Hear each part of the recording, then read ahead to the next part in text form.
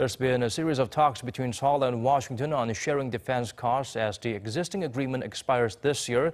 A local defense institute conducted a close study of how much South Korea compensates its ally for the presence of American troops. Park Ji-won zooms in on their findings. South Korea is estimated to provide more than $3.1 billion a year for the cost of having U.S. troops stationed here.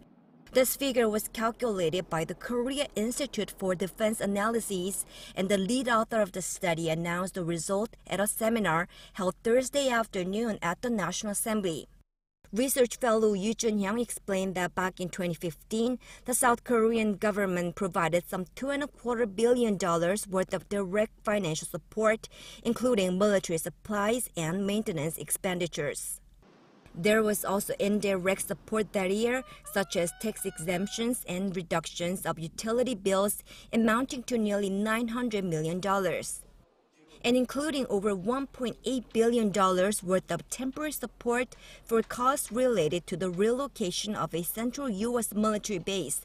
South Korea's overall burden for hosting U.S. forces surpassed more than $5 billion. The study also attempted to compare such contributions by South Korea to those of Japan.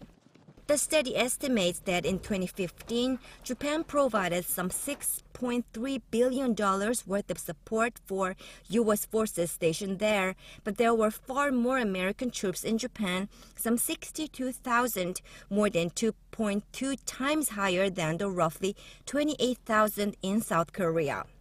The paper said considering the differences in the two countries' GDPs and the troop numbers, that South Korea is paying directly and indirectly much more than its neighbor. South Korea is known to generally cover around 45% of the total cost of its defense by U.S. forces, but the author of the study maintains that the actual burden needs to be more accurately assessed and acknowledged. The South Korean government aims to use the findings in future rounds of negotiations with the U.S. over their cost-sharing agreement called the Special Measure Agreement, or SMA. Defense cost-sharing is currently governed by the 9th SMA, signed in 2014 and expiring at the end of this year, and Seoul and Washington are looking to sign a 10th one soon.